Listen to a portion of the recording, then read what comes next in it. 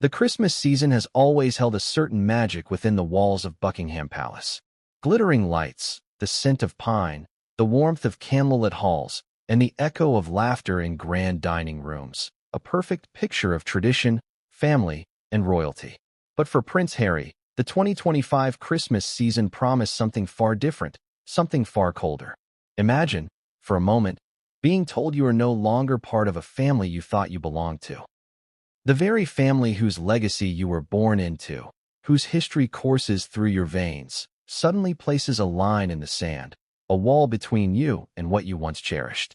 For Harry, that wall came in the form of a single message from King Charles, a rejection of his heartfelt request to attend the Christmas celebrations with his family. The words were sharp, cutting, and definitive. You're not royalty anymore. But before we continue, please subscribe and turn on the notification bell for updates. But what does that truly mean? Can blood alone dictate belonging? Is royalty a matter of title, of protocol, or of public perception? And more importantly, how does one react when the institution that has defined your life for decades tells you, in no uncertain terms, that you are no longer welcome? To understand the weight of this rejection, one must step back and look at the man himself. Prince Harry. The prince who once dazzled the world with his charm, who faced global scrutiny for choices that were both courageous and controversial, who has navigated tragedy, scandal, and relentless media attention, is a man who has always walked a delicate line between private life and public expectation. From a young boy trailing after his mother, Princess Diana, through the corridors of Kensington Palace, to a young man who chose to break away from the suffocating spotlight of the monarchy, Harry's journey has always been defined by one constant: the search for belonging. And now, in 2025, that search collided violently with the reality of the institution he was born into.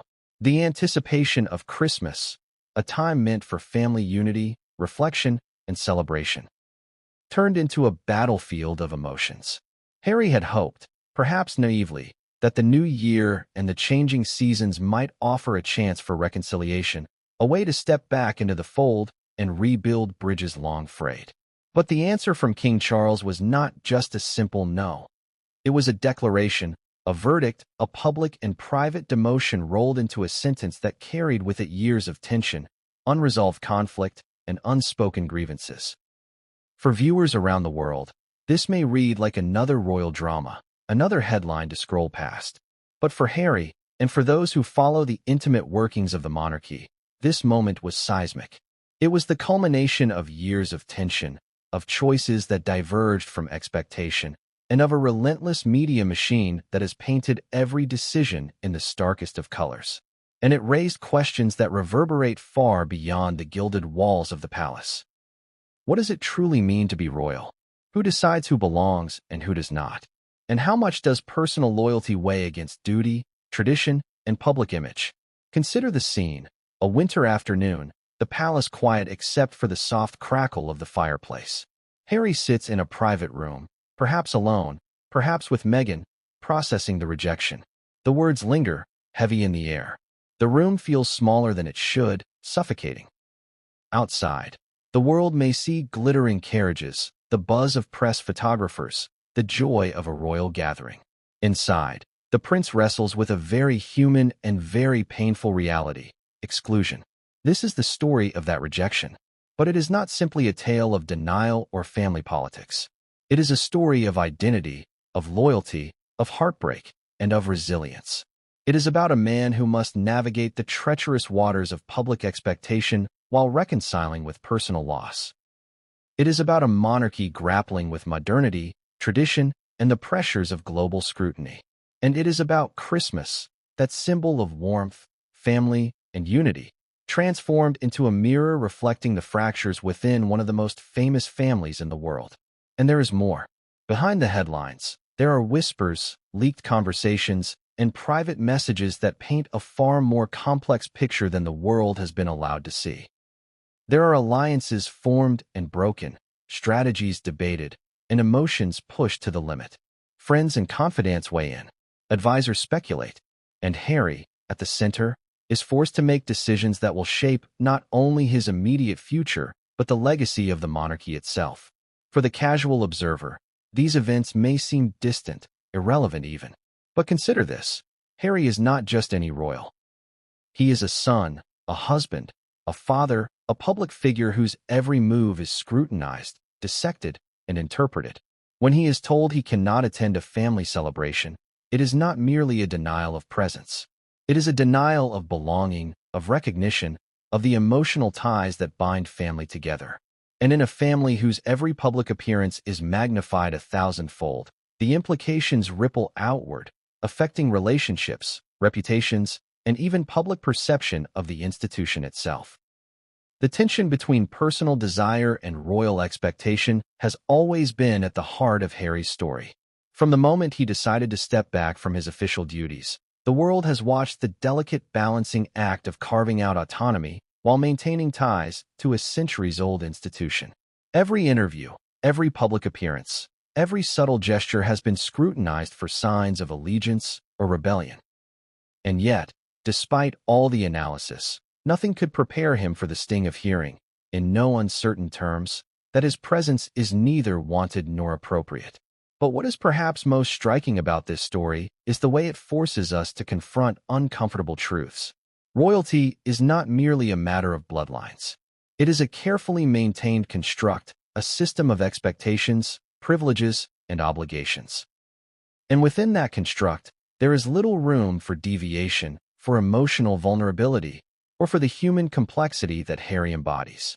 When tradition clashes with individual will, when protocol meets emotion, the fallout can be swift, painful, and public. So, as we dive into the heart of this story, consider the stakes. Consider the human drama behind the headlines. Consider a man who has been both adored and vilified, celebrated and criticized, now facing a rejection that strikes at the very core of his identity. Consider the palace, the advisors, the family dynamics, and the global audience watching every move. And then ask yourself, what would you do if you were in Harry's shoes? The story is only beginning. There are private confrontations, leaked messages, public statements, and emotional reckonings yet to come. There are moments that will shock, twist, and challenge every assumption you thought you had about family, loyalty, and the modern monarchy. There are twists that no one outside the palace could foresee, and consequences that will linger far beyond this holiday season. And yet, even as the world speculates, one truth remains clear. Christmas, for Prince Harry in 2025, will not be a season of joy. It will be a season of reckoning. A season where personal desire collides with public expectation.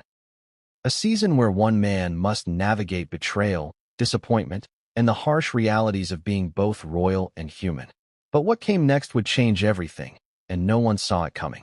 It all began with a simple, human desire to belong, to be part of the family celebrations he had once looked forward to as a child, to laugh over dinner, to exchange gifts, to feel, even for just a few hours, that sense of normalcy that had eluded him for so many years.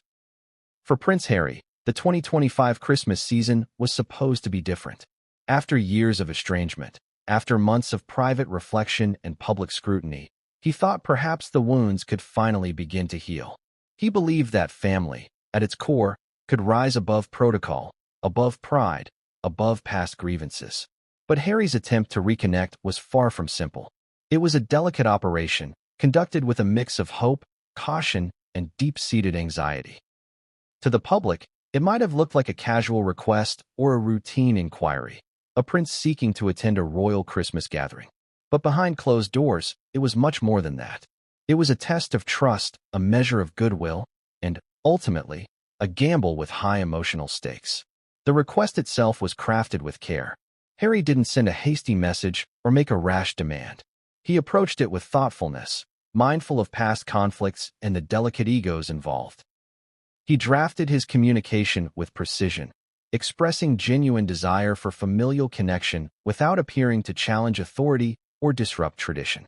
He acknowledged past missteps, expressed understanding for the pressures on the monarchy, and highlighted the importance of unity during the holiday season. It was polite, respectful, even heartfelt.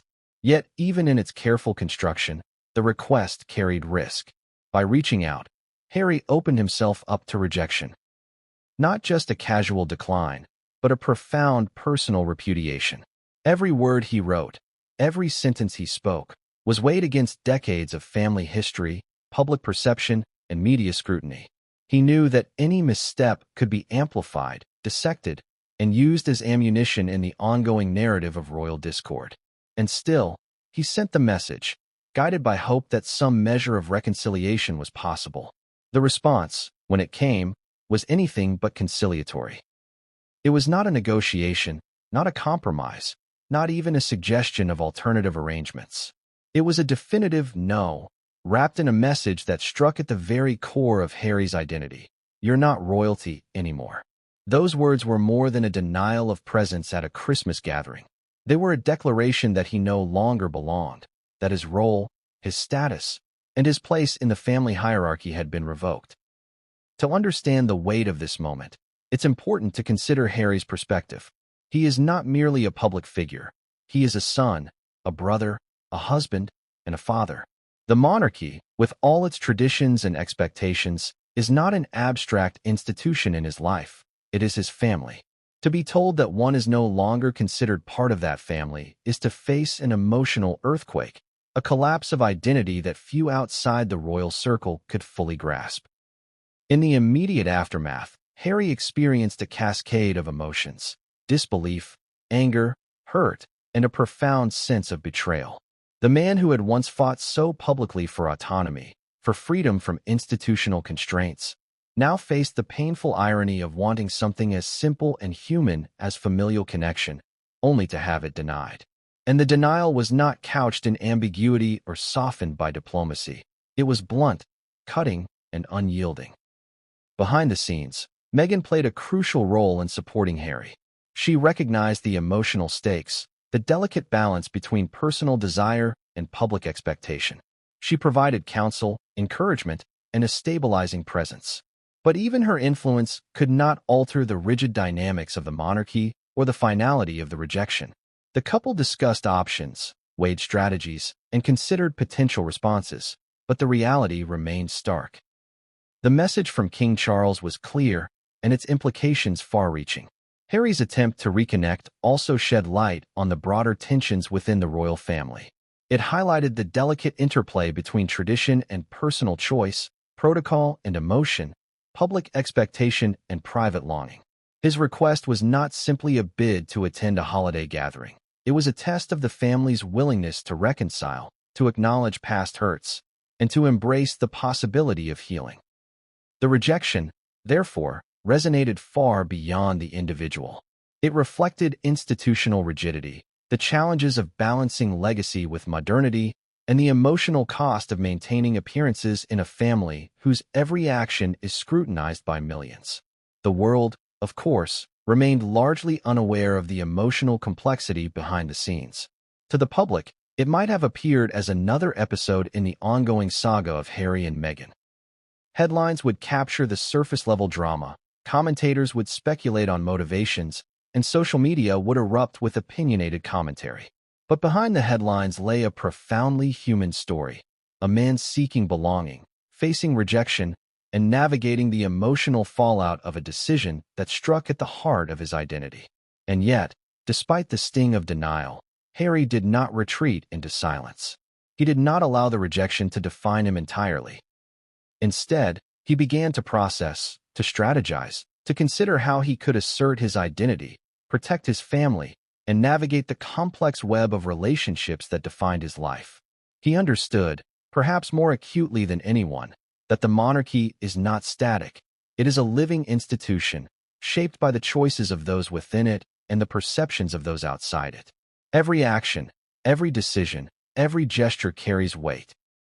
And the weight of exclusion, of being told one is no longer royal, is immense. In the days following the rejection, Harry reflected deeply on his position. He considered the consequences of pressing further, of challenging the decision, of seeking alternative avenues for reconciliation. He weighed the potential risks to his own public image, to Meghan, and to their children. And through it all, he remained determined to assert his dignity, his agency, and his humanity. The story of Harry's attempt to reconnect is, at its core, a story of resilience. It is a story of a man facing rejection from the very institution that shaped his life, and yet refusing to be defined solely by that rejection. It is a story of hope and disappointment intertwined, of emotional stakes elevated by history and tradition. And it is a story that sets the stage for what comes next. Private confrontations, leaked messages, public fallout, and a series of events that will challenge assumptions, provoke debate, and captivate audiences around the world. But even as Harry prepared for what lay ahead, he could not have predicted the full extent of the consequences. The palace, the advisors, the media, and the public would all play a role in shaping the narrative. Friends and confidants would offer counsel, some wise and some self-serving. And the ripple effects of this single Christmas rejection would extend far beyond the immediate moment, affecting relationships, reputation, and the very perception of what it means to be royal in the 21st century. And just when it seemed that Harry had begun to come to terms with the rejection, an unexpected development would shake him to his core. One that would not only challenge his understanding of the family dynamics, but also force him to reconsider his next steps in a world where every move is watched, analyzed, and judged. What came next would set the stage for a chain of events that no one, not even Harry, could have foreseen. But that story begins in the next chapter with the response and the consequences of his heartfelt attempt to reconnect. The message arrived quietly, almost innocuously, but its impact was seismic. A simple note, a few words that carried the full weight of authority, tradition, and finality. You're not royalty anymore. Those words, succinct and unyielding, were more than a denial of a Christmas invitation. They were a declaration, a judgment, a verdict that rippled through every corner of Harry's life. The very institution that had defined him, that had shaped his identity from the moment he was born, had drawn a line. And Harry now faced the stark reality of being on the outside, looking in. To the casual observer, it may seem like just another royal slight, another episode in a saga that the public has followed for years. But for Harry, the stakes were intensely personal. It was a confrontation with the very essence of who he believed he was, a son, a grandson, a brother, and a prince. To hear that he was no longer considered royal was to hear, in no uncertain terms, that the family he loved and the institution he respected no longer recognized him as one of their own. The royal decision did not happen in a vacuum. Behind it lay layers of history, protocol, and strategy. King Charles, now the head of the family and the institution, had to weigh multiple factors: tradition, public perception, precedent, and the fragile balance between unity and authority. The monarchy is not just a family. It is a symbol, a global institution that operates under the scrutiny of millions. Every decision, especially one involving estranged family members, carries enormous consequences. To allow Harry to attend might be seen as a concession, a softening of discipline, or even a betrayal of protocol. Yet, at the heart of the decision was an emotional dimension that few outside the palace fully appreciated. King Charles, like any parent, had to navigate personal feelings, past grievances, and complex family dynamics.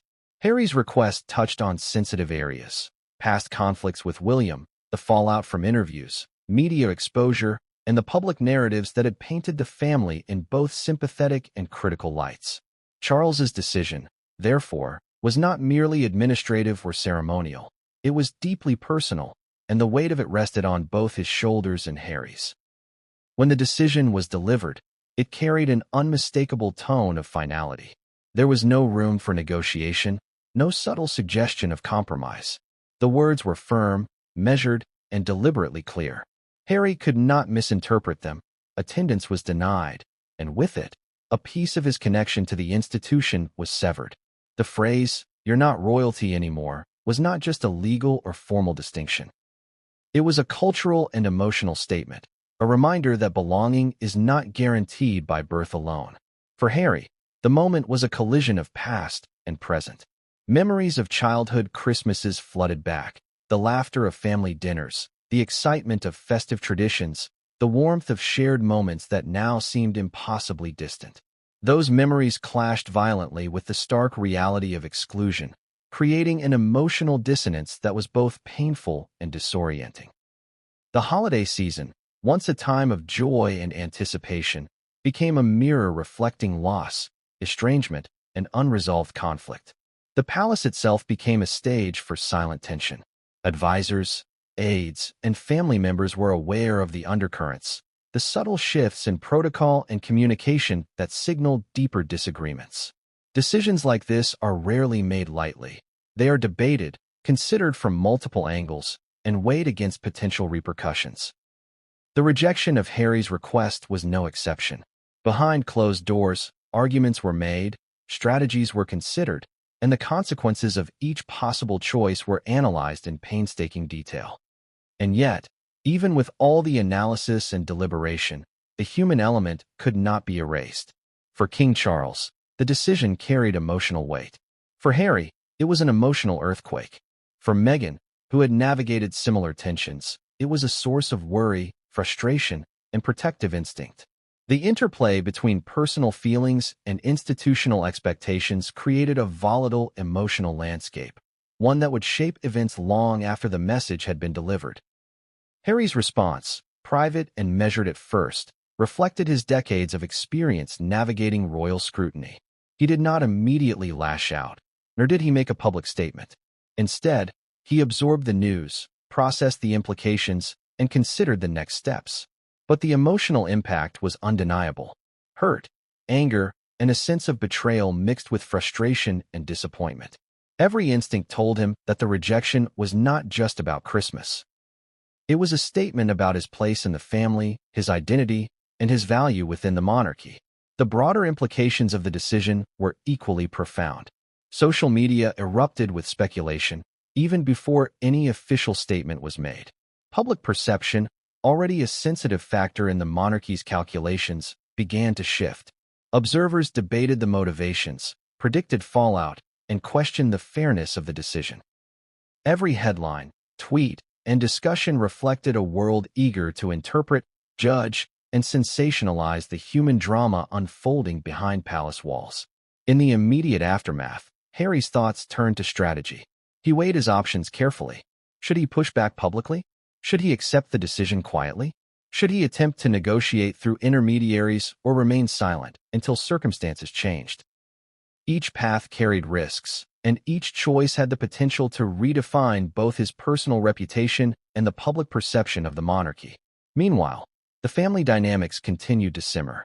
William, Kate, and other senior members were aware of the decision and its potential consequences. Private conversations and subtle cues signaled both support and concern. Every interaction, every phone call, every message carried unspoken meaning. The decision was no longer an isolated act. It was a catalyst, setting in motion a series of events that would test loyalty, judgment, and emotional resilience. In retrospect, the royal decision of 2025 was more than a simple denial. It was a turning point, a moment where personal desire collided with institutional expectation, where family bonds were tested against protocol, and where identity and belonging were called into question.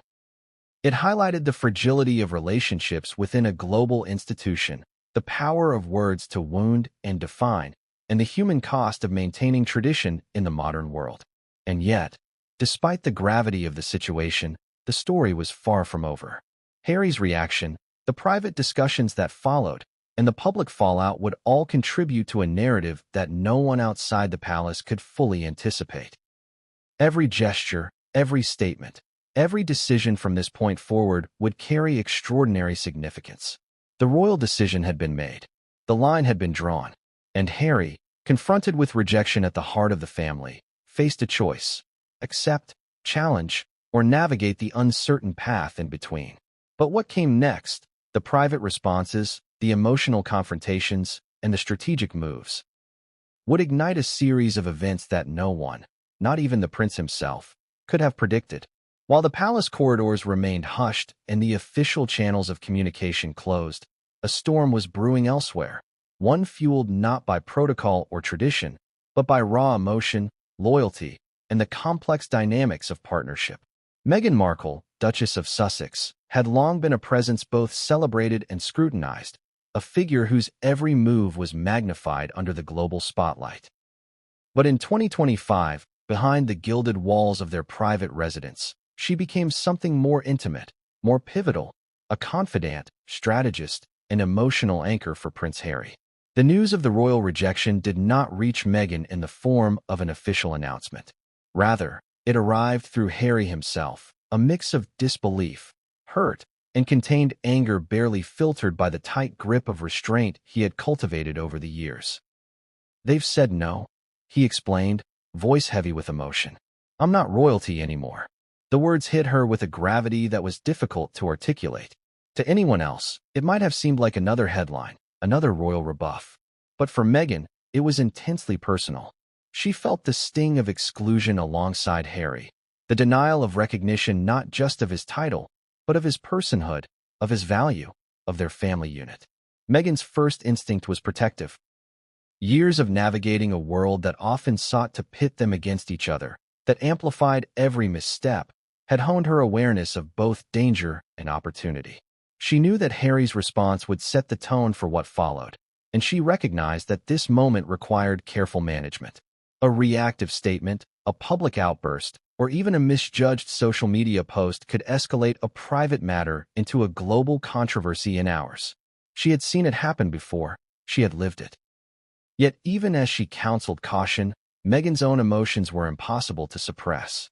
She felt a surge of frustration, not just for the rejection itself, but for the implications it carried about family loyalty, the rigidity of royal protocol, and the ongoing scrutiny that had shadowed their lives since stepping back from full-time royal duties. Her mind raced through every previous encounter, every slight real or perceived, every strategic conversation they had held over the years. The rejection was not isolated. It was part of a pattern, one that demanded a response, not only to protect Harry, but to assert their presence and dignity in a world that had often sought to diminish them. Behind closed doors, Meghan and Harry began to map out their options. They considered multiple scenarios: a quiet acceptance, a subtle public statement, or a more direct engagement with the media to shape the narrative. Each path had its risks. Accepting quietly might preserve dignity in one sense, but it would also leave the story to be written by outsiders, by tabloids and social media pundits. A public response could assert agency, but it would inevitably invite scrutiny, criticism, and potential escalation. And any engagement with intermediaries within the palace would require a delicate balance, a negotiation with people whose loyalties were intertwined with both tradition and public perception. As Meghan weighed these options, she also sought to manage the emotional fallout for Harry. She recognized that the sting of rejection was more than just words. It was a challenge to his identity, a subtle undermining of his confidence, and a reminder of the delicate position he occupied as both a member of the royal family and a private individual seeking autonomy. She offered reassurance, grounding, and perspective, emphasizing that their decisions needed to be deliberate, strategic, and rooted in their values rather than reactive impulses. Yet, even with calm deliberation, Meghan could not ignore the personal dimension. The rejection touched on a long-standing tension between belonging and autonomy, tradition and modernity. It underscored the fact that no matter how far they had stepped back from the monarchy, the reach of tradition and expectation remained pervasive, shaping how they were perceived and how their actions were interpreted. For Meghan, this was a moment that crystallized the stakes, the need to protect family, reputation, and personal integrity in a landscape fraught with scrutiny and judgment. And there was another layer, one that was particularly sensitive: the public narrative.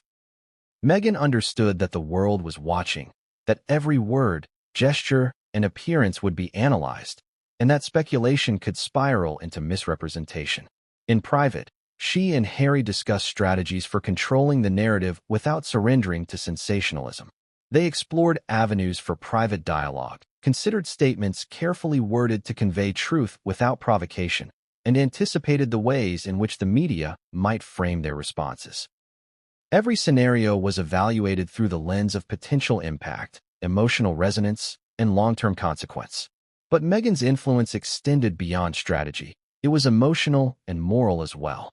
She reminded Harry of his resilience, of his ability to navigate adversity, and of the importance of prioritizing family, their family, above all else. Her presence provided a stabilizing counterpoint to the emotional turbulence that the royal rejection had unleashed. She offered perspective rooted in experience, empathy, and strategic thinking, understanding that the challenge was not only to respond, but to do so in a manner that preserved dignity, integrity, and the potential for future reconciliation. The emotional stakes were heightened by the fact that this was not the first time Harry had faced exclusion. Past conflicts, media controversies, and family tensions had all contributed to a sense of vulnerability, a lingering awareness of how fragile his position could be. Meghan recognized that this moment required careful navigation, not only to address the immediate rejection, but to prepare for the cascade of consequences that would inevitably follow. She knew that once news of the denial reached the public, the narrative would take on a life of its own, shaped by speculation, bias, and the inexorable appetite for royal drama. And so, behind the scenes, Meghan became both counsel and shield. She provided clarity where emotions threatened to overwhelm, perspective where frustration tempted rash decisions, and steadfast support where isolation loomed. She recognized that the moment demanded both empathy and strategy, a combination of emotional intelligence and tactical foresight that few could match. Yet, even with her guidance, the situation remained volatile. The rejection from King Charles was a shock to Harry's system, a jolt that disrupted not only his plans, but his sense of place within the family and the institution. Meghan could see the mixture of disbelief and determination in his eyes, a reflection of the internal conflict between the desire to belong and the recognition that belonging might no longer be available on his own terms. It was a delicate balance, a psychological tightrope, and every step carried consequence. As the hours passed, the couple continued to navigate this emotional and strategic minefield. Private conversations turned to hypothetical scenarios, potential responses, and the timing of any public or private action. Meghan emphasized patience without passivity, resilience without retreat, and action grounded in principle rather than reaction. Her influence was subtle but profound, shaping Harry's next steps in ways that would have ripple effects across the palace, the media, and the world. And then, in the quiet moments, Meghan allowed herself to feel the full weight of the situation. Anger, frustration, and even a touch of vindication mingled with concern for the man she loved. She understood, better than anyone, the personal and emotional stakes, and she recognized that this was a turning point, a moment that would define not only the immediate Christmas season, but the trajectory of their relationship with the monarchy, the public, and each other. But as careful as Meghan was in her deliberations, there was an undercurrent of inevitability. Certain truths could not be ignored, certain dynamics could not be controlled, and certain reactions were bound to emerge despite the best-laid plans.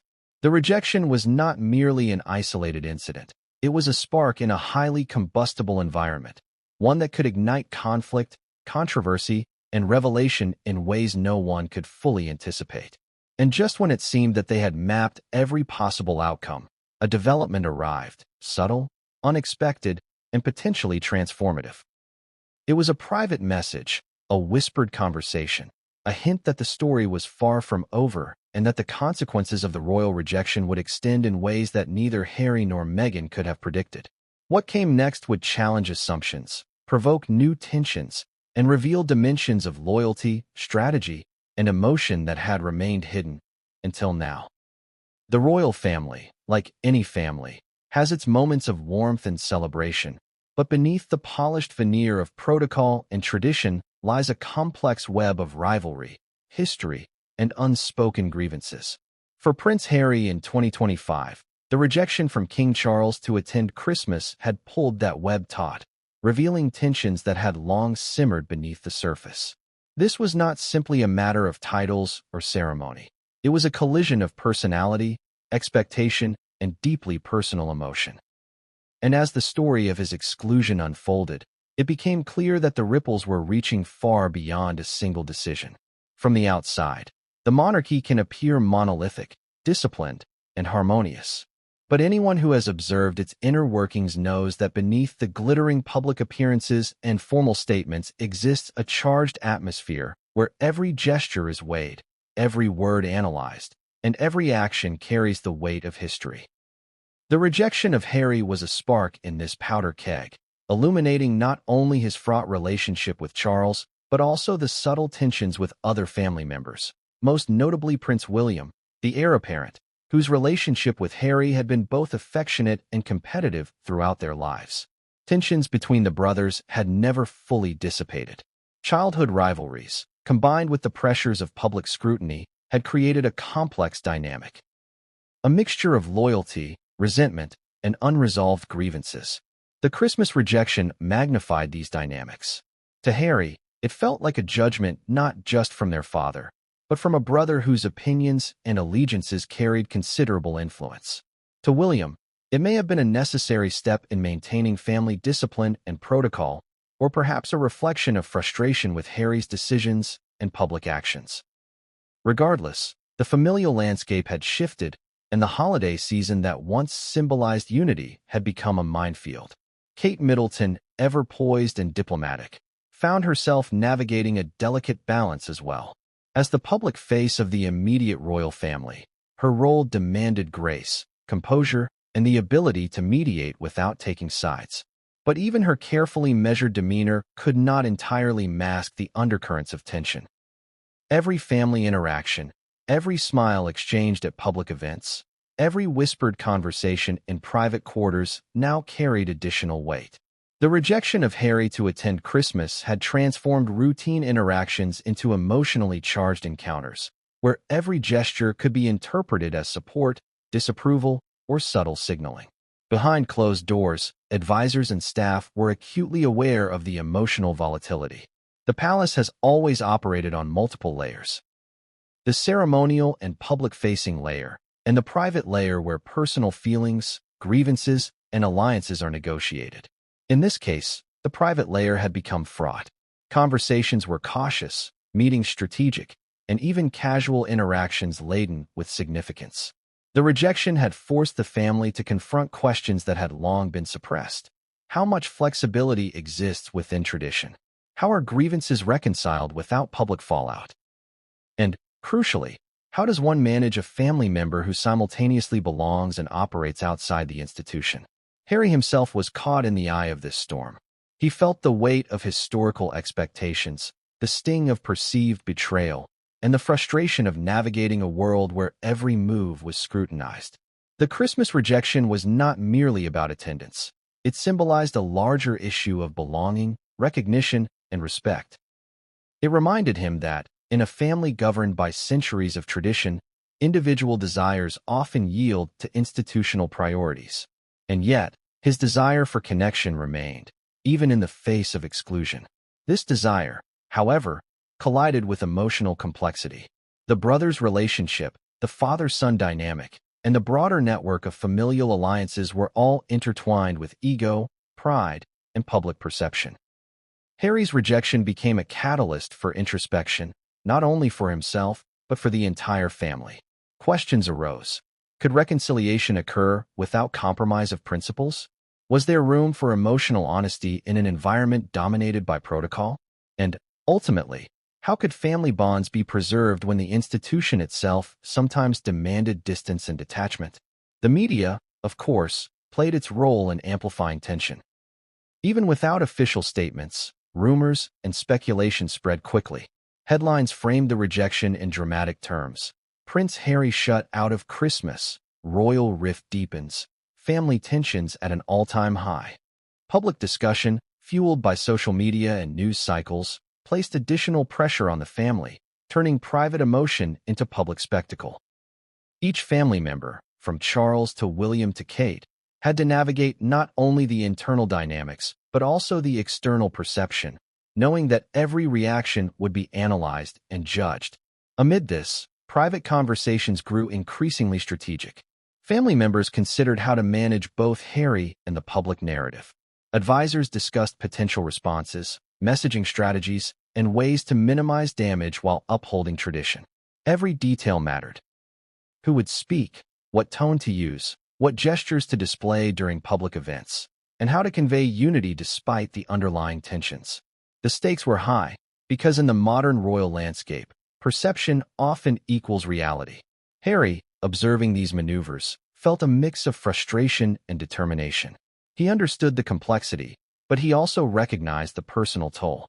The rejection was not simply about protocol. It was about human relationships strained to the breaking point. It was about hurt, pride, and the longing for connection that transcends titles and titles alone. His efforts to reconcile, to navigate the treacherous waters of family politics, highlighted both his resilience and the emotional challenges inherent in a life lived under relentless scrutiny. Yet, as intense as the tension was, it was also deeply human. Arguments, misunderstandings, and subtle resentments are common in any family, even one that operates on a global stage. What made this situation extraordinary was the interplay of personal emotion and institutional expectation. The rejection crystallized unresolved conflicts, revealed fissures in relationships, and forced each family member to confront their own priorities, loyalties, and vulnerabilities. As the days passed, the emotional stakes continued to rise. Family interactions became calculated, words were chosen carefully, and every gesture carried meaning. The rejection had created a ripple effect. Alliances shifted, tensions flared, and even the most mundane aspects of family life became charged with significance. Harry and Meghan, in particular, found themselves navigating a landscape where emotion and strategy were inseparable. Their desire for connection clashed with the reality of exclusion, creating a tension that was at once private, public, and profoundly emotional. And yet, within this tension lay the seeds of future drama. Private confrontations, strategic maneuvers, and subtle displays of loyalty or dissent would continue to unfold, revealing both the fragility and resilience of family bonds. The Christmas rejection had not merely closed a door. It had opened a series of questions, challenges, and opportunities for conflict and revelation. But as the family tensions unfolded, it became clear that no one could predict how these dynamics would evolve. Alliances could shift in an instant, emotional responses could ignite new conflicts, and the delicate balance between personal desire and institutional expectation remained precarious. And just when it seemed that the situation could stabilize, an unexpected development would emerge. One that threatened to upend assumptions, intensify conflicts, and push the royal family into uncharted territory. The moment the story of Prince Harry's rejection reached the public, it erupted like a spark in a powder keg. For a family that has always existed in the glare of international attention, nothing happens in private for long. Within hours, headlines had splashed across news outlets worldwide. Prince Harry shut out of Christmas. Royal rift deepens. You're not royalty anymore. Palace message to Harry. Social media lit up with commentary, speculation, and outrage. Every outlet, from tabloids to mainstream news, analyzed, dissected, and debated the implications, while the world watched closely, hungry for drama, contradiction, and revelation. The public reaction was immediate and intense. Fans of Harry, who had followed his journey from grief-stricken teenager to a man asserting independence and creating his own family, expressed anger and disappointment at the palace. They interpreted the rejection as harsh, unfair, even cruel, a refusal not only to allow family connection, but to recognize the humanity of a man who had long lived under scrutiny and pressure. Supportive voices flooded social media with hashtags, personal messages, and commentary defending Harry, framing him as a wronged son and loyal family member unfairly sidelined. On the other side, critics were equally vocal. Many seized upon the rejection as justification, arguing that Harry had chosen a different path, stepped back from royal duties, and thus could not expect to retain the privileges of family inclusion. They debated whether the prince's public statements, media engagements, and past controversies had made reconciliation impossible. Some framed the story as a cautionary tale about loyalty, duty, and the consequences of stepping outside established norms. Every angle was analyzed, often without context, and every detail was amplified in the echo chamber of modern media. Television networks dedicated segments to discussion panels, dissecting the palace's decision, speculating about behind-the-scenes motives, and interviewing experts on royal protocol.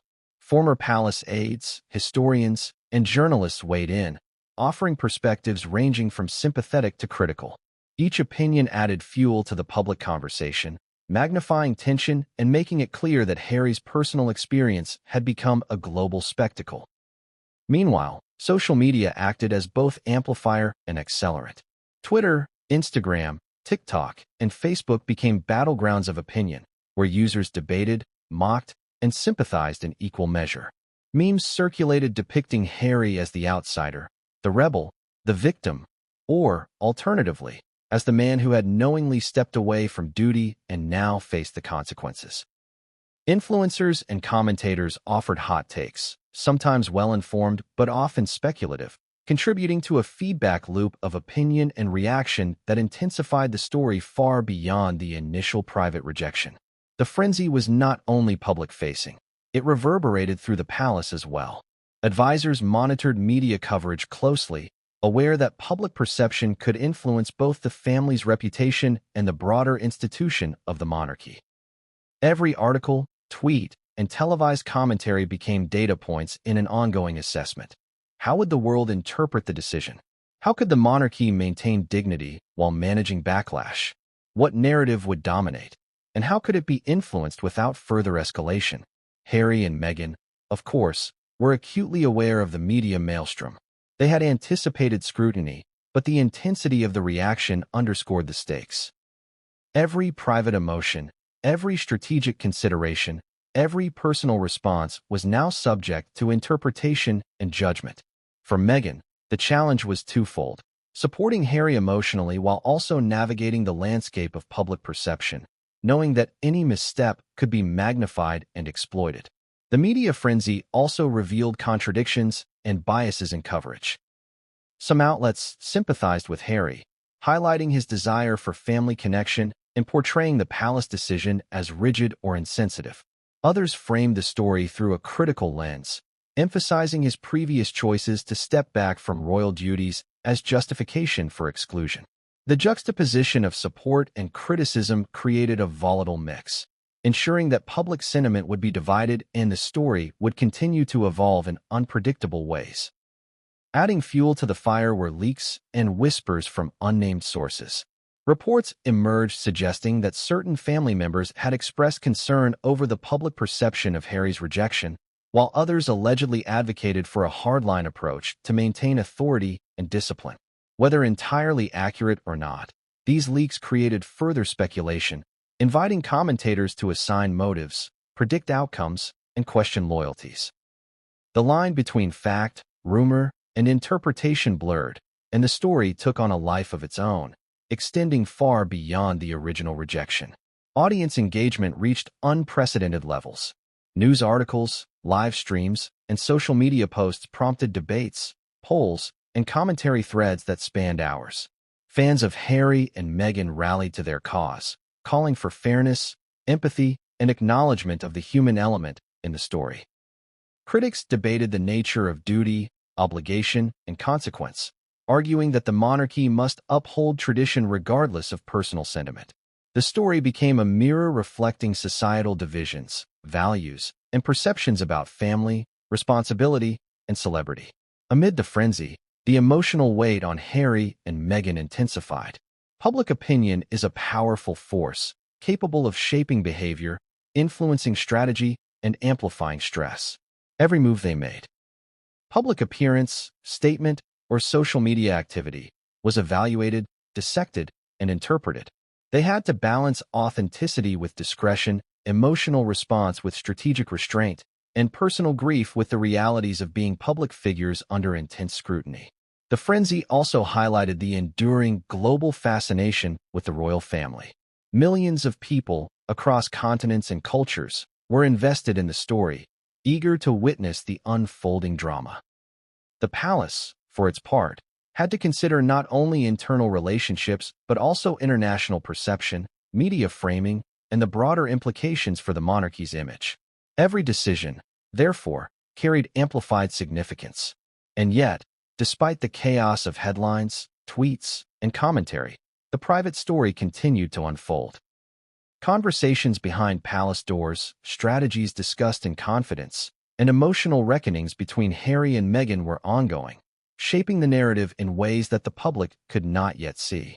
The media frenzy was loud, relentless, and all-consuming, but it was only one layer of a far more complex story. As the world debated, speculated, and judged, the personal consequences for Harry became increasingly clear. He was forced to reconcile public perception with private emotion, to navigate a narrative shaped by others while maintaining his own integrity, and to consider how each action would influence both family dynamics and his public image. The media frenzy had escalated the stakes, turning a private rejection into a global story with emotional, strategic, and long-term consequences. And just when it seemed that the media storm had reached its peak, an unexpected leak surfaced. A private conversation, partially revealed, hinting at decisions and discussions within the palace that had never been intended for public eyes. This leak would not only intensify speculation, but also introduce new dimensions of tension, betrayal, and intrigue into an already explosive situation. What came next would blur the lines between private and public, escalate family conflict, and set the stage for revelations that would shock even those most familiar with the inner workings of the monarchy. The palace walls, long thought impermeable, had suddenly failed. A whisper became a ripple, and a ripple became a wave that the public could no longer ignore. Private conversations, intimate discussions meant for the ears of family and trusted advisors, had leaked, revealing raw emotions, strategic considerations, and fractures that few had expected to see in a family long revered for its decorum. For Prince Harry, these leaks were more than just an invasion of privacy. They were a confirmation that the royal rejection, the Christmas denial, and the subsequent tensions had created a storm that could not be contained. The leaks were subtle at first. A journalist quoted a passing remark, an aide mentioned a private discussion, and social media users began speculating on the meaning behind vague phrases. But as the fragments of dialogue surfaced, the picture became increasingly clear. The palace had been deeply divided in its approach to Harry's request. Some voices advocated compassion, emphasizing family bonds and the importance of inclusion. Others argued for firmness, insisting that tradition and protocol must take precedence. And in the center of it all was a message that would reverberate across public and private spheres.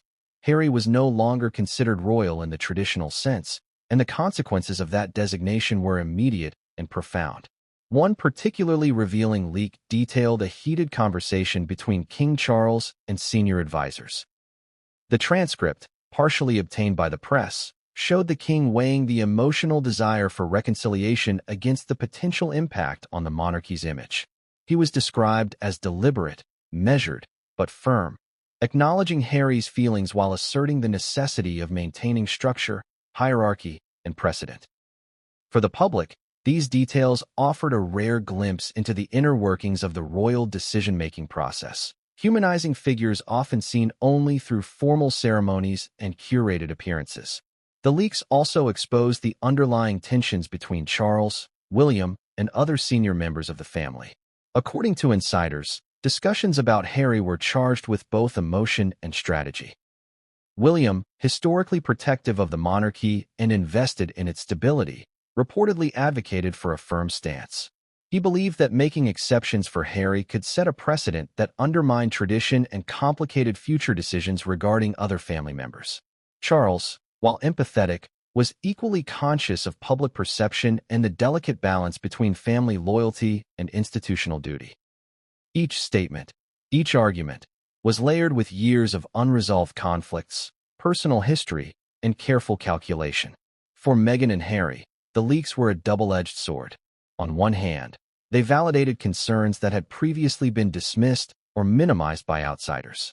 The confirmation that discussions were ongoing, that opinions were divided, and that the family was aware of the personal impact of their decisions provided clarity. On the other hand, the public exposure intensified scrutiny and pressure.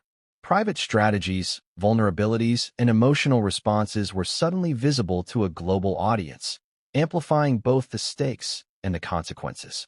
Emotionally, the leaks were devastating. Harry saw the exposure of conversations meant to remain confidential as a betrayal, a reminder that even in moments of personal vulnerability, privacy was elusive. Yet, amid the frustration and anger, there was also an acknowledgement of inevitability. In a family so scrutinized, no conversation, no decision, no emotion is ever truly private. Meghan, ever the strategist, counseled patience, perspective, and careful response. She emphasized that while the leaks revealed reality, they also offered an opportunity to shape narrative, maintain dignity, and navigate the fallout with clarity and composure. The public's reaction to the leaks was immediate and intense. Media outlets ran stories dissecting every statement, every nuance, and every implied motive. Social media erupted with debate, with fans defending Harry, critics emphasizing accountability, and observers attempting to parse fact from speculation. Every word leaked, whether partial, edited, or taken out of context, became ammunition in a global conversation about family, loyalty, and the balance between personal desire and institutional expectation. The leaks also deepened internal tensions. Advisors and family members became acutely aware that even the most private deliberations could influence public perception. Every decision made in the wake of the leaks had to account for both internal dynamics and external scrutiny. Meetings grew more tense, conversations more guarded, and every gesture was considered for potential interpretation. The palace, once a controlled environment where private and public could coexist with minimal overlap, was now exposed to relentless analysis. For Harry, the leaks had both personal and strategic implications. They forced him to confront the reality that the Christmas rejection was not an isolated incident, but part of a larger narrative shaped by family politics, public expectation, and institutional priorities. He recognized that navigating this terrain required both emotional resilience and tactical awareness. Every public statement, private conversation, and interaction had the potential to influence not only immediate outcomes, but also long-term relationships within the family and perception in the broader world. The leaks also illuminated the complexity of family loyalty. They revealed how differing perspectives, personal grievances, and strategic considerations could coexist within a single family, creating an environment where decisions were rarely straightforward and motives rarely singular. For Harry and Meghan, this understanding shaped their approach to communication, interaction, and decision-making. They knew that transparency, while tempting, could be risky, that silence, while protective, could be interpreted as weakness, and that every choice required balancing principle, perception, and emotional integrity. Yet, despite the chaos, there were also moments of clarity. The leaks underscored the central truth of the situation. Harry's exclusion was both deeply personal and institutionally significant. It reflected the collision between individual desire and collective expectation, between emotion and protocol, and between the past and the evolving present. Understanding this duality allowed Harry and Meghan to prepare for the next stage of the drama, one where private grievances, public perception, and strategic maneuvering would converge in ways that no one could fully predict. As the leaks continued to surface, the couple braced for the fallout. They anticipated media inquiries, public opinion swings, and strategic responses from advisors within the palace. Every step they took required careful calculation, awareness of perception, and preservation of emotional well-being. The delicate balance between reaction and restraint had never been more critical. And just as they began to navigate this new reality, a particularly explosive leak emerged.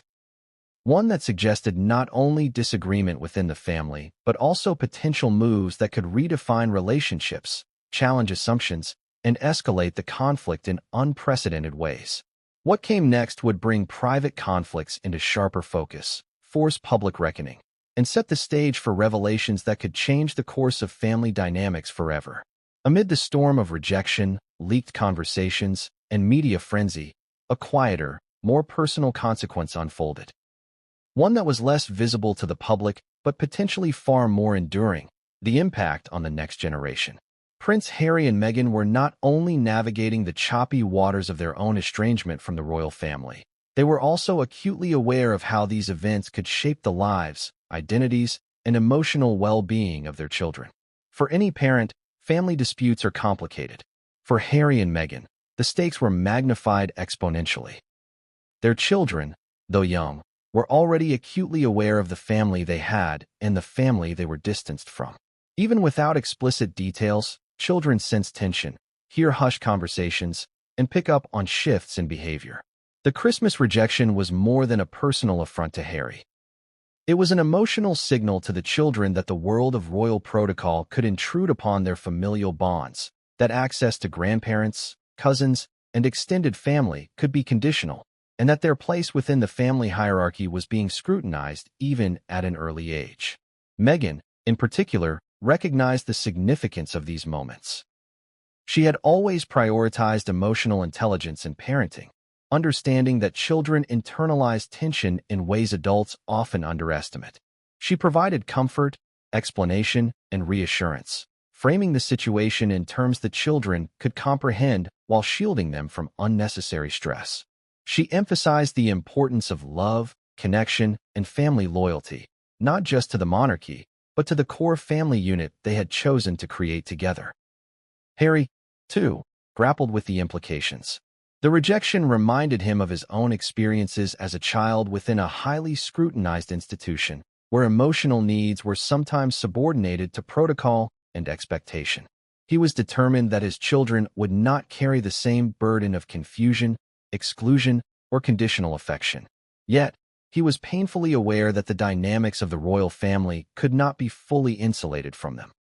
The tension, while largely adult in nature, had a way of seeping into the everyday lives of the next generation.